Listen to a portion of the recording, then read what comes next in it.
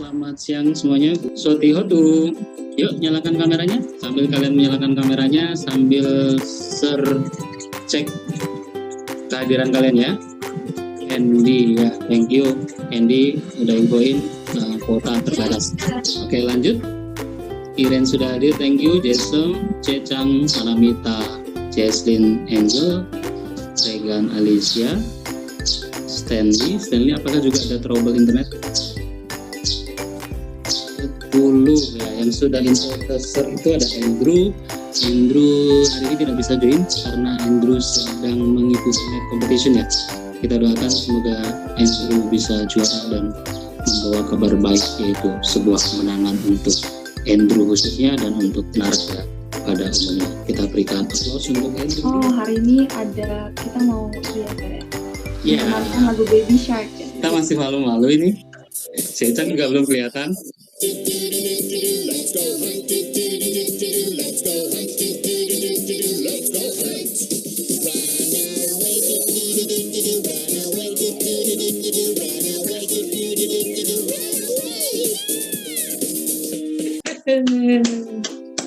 Ya minimal sudah gerakan tangan, sudah olahraga tipis-tipis gitu kan. Jadi sudah sedikit berkeringat.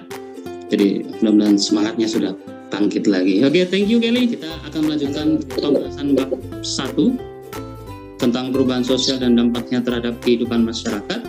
Nah, namun untuk hari ini nanti kita akan fokus pada pembahasan mengenai dampak negatif perubahan sosial. Dan sebelum ke sana seperti biasa, Sermus tidak bosan-bosan untuk mengingatkan ke diri sendiri dan ke kita semuanya, jangan lupa untuk ya kalau memang tidak urgent bepergian kemana-mana, tetap stay at home dan selalu mematuhi protokol kesehatan yang ada untuk mencegah penyebaran COVID-19. Melalui apa? Dari kata Sermus ini, kesepakatan kelas yang selalu teringatkan ke kalian semuanya, mohon untuk selalu menyalakan kamera. Bila tidak ada trouble, bila tidak ada gangguan koneksi internet, tolong untuk nyalakan kameranya. Dan kalau sudah nyala, mohon dipasang titik 1, memahami berbagai jenis dan faktor-faktor perubahan sosial serta akibat yang ditimbulkannya dalam kehidupan masyarakat. Kompetensi dasar 4.1-nya menalar berdasarkan pemahaman dari pengamatan dan diskusi tentang perubahan sosial dan akibat yang ditimbulkan. Untuk tujuan pembelajarannya, di aspek pengetahuannya, Ser berharap setelah mempelajari materi hari ini, kalian mampu mengidentifikasi perubahan sosial dan dampaknya terhadap kesenjangan sosial di masyarakat, memahami dampak-dampak negatif yang ditimbulkan dari perubahan sosial, serta mampu menganalisis upaya pemecahan dampak-dampak negatif perubahan sosial. Kira masih ingat nggak sih pembelajaran pada pertemuan sebelumnya nih? Oh ingat, apa Kel? Berdasarkan waktunya ada perubahan lambat dan cepat. Contoh perubahan lambat itu ada perubahan sistem mata pencaharian. Kalau misalnya perubahan cepat itu ada revolusi industri. Oh oke. Berdasarkan waktu ya? Berdasarkan sudut pandang masyarakat, ada perubahan yang direncanakan. Contohnya pembangunan. Oh ada perubahan yang direncanakan. Contohnya pembangunan. Terus? Sama yang tidak direncanakan. Contohnya bencana alam. Oke, that's good boys. Mantap jiwa. Thank you Jejang. Perkembangannya ada perubahan progres dan regress. Contoh progres, penggunaan internet untuk menunjang pekerjaan dan pendidikan. Kalau regress, penyalahgunaan internet untuk hal negatif. Wis, mantap. Di gambar ini kan menunjukkan adanya kasus nih. Polda DIY ungkap prostitusi online melibatkan pelajar SMA di daerah Sleman, daerah istimewa Yogyakarta. Apakah kasus ini ada kaitannya dengan perubahan sosial? Ada, Sir. Oh, siapa nih Jasem? Ya, coba bisa berbagi cerita keterkaitannya apa nih Jasem? Sepertinya, menurut saya, headline berita itu tertulis prostitusi online. Jadi sepertinya itu prostitusinya tidak bertemu secara langsung. Dengan kemajuan teknologi, maka di satu sisi bisa memberikan dampak positif, memberikan berbagai kemudahan di kita, namun ternyata di sisi lain justru di mana ini gak ada hal negatif. Main gadget. Main gadget, siapa yang main gadget ini? Lingkup apa? Keluarga. keluarga. Oke, betul. Angel ya. Iya. Keharmonisan keluarga sebelum hadirnya gadget, maka ketika waktu senggang mereka saling ngobrol, mereka saling berbagi, istri curhat sama suaminya, anak-anak cerita sama orang tuanya, orang tua merespon cerita anak-anaknya kan gitu kan. Tuh. Ketika datanglah sebuah perubahan yaitu gadget, ternyata ilustrasi ini gagal melakukan penyesuaian. Munculnya sikap individualis, sikap masing-masing, rasa tidak peduli, bahkan sampai merasuk ke ranah keluarga. Terjadilah ini disorganisasi sosial. Kalau gambar ini berarti disorganisasi keluarga. Kalau mereka masih fine saja, keluarga mereka masih utuh, ya selamatlah gitu kan. Tapi terkadang banyak perceraian, perpisahan, itu faktornya adalah media sosial, teknologi internet. Ini salah satu contoh bukti nyata bahwa perubahan sosial ternyata memberikan dampak negatif. Ini memandang disintegrasi sosial dengan mengemukakan teori cultural lag, kesenjangan budaya. Senjang nih, ada dua budaya material dan non material. Materialnya itu adalah kebendaannya, mobil, handphone, gitu kan. Imaterialnya itu adalah karakter atau mental si manusianya. Di satu sisi secara materi ini berkembang pesat, handphone semakin canggih teknologinya, mobil pun semakin canggih teknologinya gitu kan. Tetapi ternyata karakter yang mengendarai mobil berkembangnya tidak sejalan dengan kecanggihan handphone dan mobilnya. Apa yang terjadi? Yang terjadi adalah banyak orang yang mengendarai mobil sambil minum. Boleh ya? Boleh. Oke. Terkait kenakalan remaja, satu saja. Nah, bisakah kalian coba untuk menghubungkan proses terjadinya perubahan sosial sehingga perubahan tersebut berdampak pada munculnya kenakalan remaja? Bahkan karena ada perubahan regress, itu penyalahgunaan internet untuk hal negatif, jadi bullying itu sekarang sudah berevolusi menjadi bullying secara virtual atau daring, yaitu cyberbullying. Wih, sekali telah memberikan istilah terbaru buat kita. Oke. Ya, debat pro kontra. Dan untuk yang bertugas di hari ini, sesuai dengan yang sudah kita bentuk pada kesempatan sebelumnya adalah ini. Pemerintah wajib menghapus akun TikTok karena memberikan pengaruh negatif bagi masyarakat, khususnya anak-anak.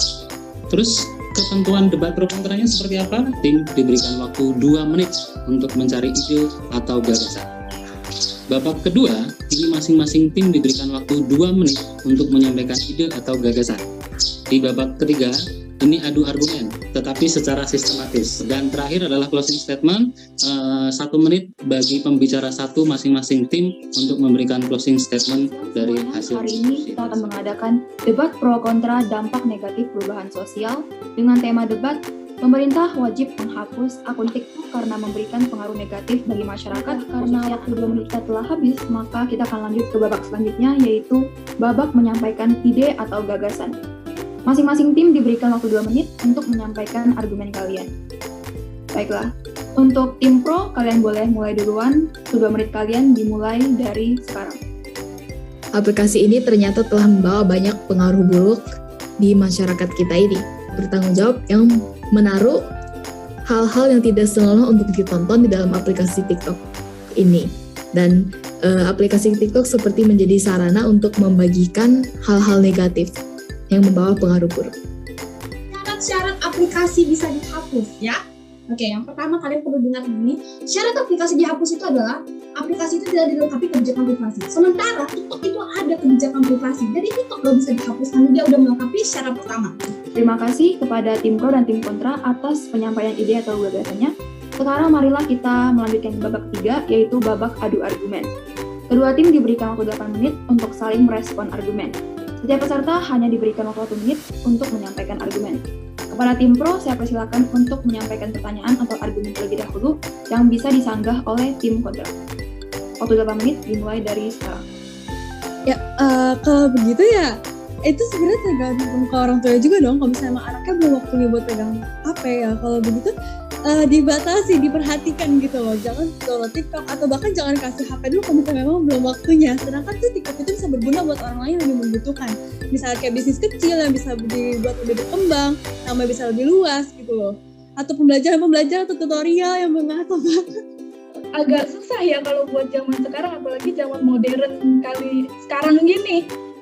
Anak-anak tuh pasti udah dikasih HP, lalu orang tua kan nggak bisa 24 jam supervisi ya anaknya untuk apa yang dia mainin gitu-gitu. Anak kan punya jiwa bebas, apalagi anak-anak gitu. Jadi sepertinya agak berbahaya, apalagi FYP TikTok itu kan sangat random, bisa aja ada konten-konten yang tidak senonoh yang masuk ke FYP mereka, lalu mereka tidak tahu itu, lalu mereka nonton. Itu kan sangat tidak baik. Apakah Anda ingin merusak moral bangsa kita? Moral penerus bangsa kita Anda mau rusak dengan TikTok itu kan sangat tidak baik gitu. Tapi menurut saya ya, tadi saya udah bilang tuh syarat-syarat aplikasi itu dihapus itu gitu. Jadi menurut saya kalau aplikasinya aja nggak melanggar kayak kebijakan privasi, nggak pakai namanya dari hak cipta yang nggak perlu sampai dihapus gitu loh, ya kan? Nggak perlu sampai dihapus. Mungkin teman saya mau tambahin, karena saya tadi udah bilang loh syarat-syaratnya. Untuk menambahkan sepertinya tim pro ini lebih memfokuskan ke dampak pada anak-anaknya ya. Nah sedangkan itu bisa dari awal bisa tidak diunduh aplikasi TikTok atau bisa dialihkan ke YouTube Kids yang isi konten-kontennya mungkin lebih sesuai dengan orang. Sedangkan TikTok bisa buat kepentingan orang-orang level lain yang lebih membutuhkan seperti saya bilang. Mungkin sekarang kita akan lanjut ke babak keempat, yaitu babak closing statement. Setiap tim diberikan waktu 1 menit untuk memberikan kesimpulan atau closing statement. Oke, dimulai dari tim. Di TikTok juga banyak bisa mengasah kreativitas, jadi memiliki dampak positif juga untuk pada yang masih muda-muda, yang 10 tahunan gitu. Lebih mereka percaya diri juga buat nambah teman dan lain-lain. Dan ya, di TikTok ini lebih banyak dampak positifnya daripada dampak negatifnya, karena kalau misalnya dampak negatif dari penanganan masing-masing orang. Kalau misalnya kamu merasa tidak bisa menangani dampak negatif dari TikTok, lebih baik jangan menonton TikTok atau mendownload TikTok. Dan ya mungkin kami masih tetap pro untuk menghapus gitu ya, karena kalau seperti yang tadi Deso bilang itu, Instagram juga kayak gitu, yang lain juga kayak gitu. Tapi di Instagram itu masih bisa dikontrol, yaitu orang yang kita follow doang yang kita bisa lihat langsung di homepage. Sedangkan FYP itu sangat random. Jadi kami terlalu banyak dampak negatif dari TikTok, dan masyarakat Indonesia masih belum siap dengan itu. Juga banyak cyberbullying yang terjadi, jadi kami masih tetap pro untuk menghapus. Bahwasanya hari ini kita sudah mempelajari mengenai perubahan sosial dan dampak negatifnya ya yang terjadi di masyarakat karena terjadi ketidakseimbangan di masyarakat yang mengarah pada disorganisasi sosial dan lama-kelamaan dapat berubah menjadi disintegrasi sosial. Ini disintegrasi sosial sebagai akibat perubahan sosial terjadi di masyarakat berupa pergolakan daerah, aksi protes dan demonstrasi, kriminalitas dan kenakalan. Untuk mengatasi dampak negatif perubahan sosial baik dari masyarakat maupun pemerintah. Minggu depan kita akan melanjutkan debat pro kontra, tapi tentunya kita akan membicarakan sisi positifnya, dampak positif perubahan sosial. Jadi siap-siap yang belum debat hari ini, kita akan ketemu di minggu depan untuk memperdebatkan terkait materi dampak positif dari perubahan sosial.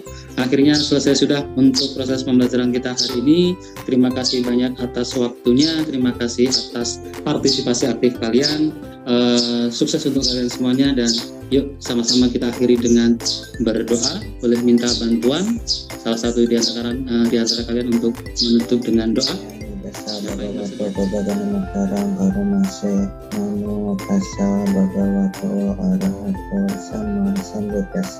Namo tassa bhagavato arahato sama sambuddhassa. Namo tassa bhagavato arahato sama sambuddhassa. We're thankful because today we have learned well, made and knowledge to be being used to us and others. Sabde sata bhavantu sukhitata. Mau inspirasi. Sadu. Ketemu minggu depan. Thank you. Bye-bye.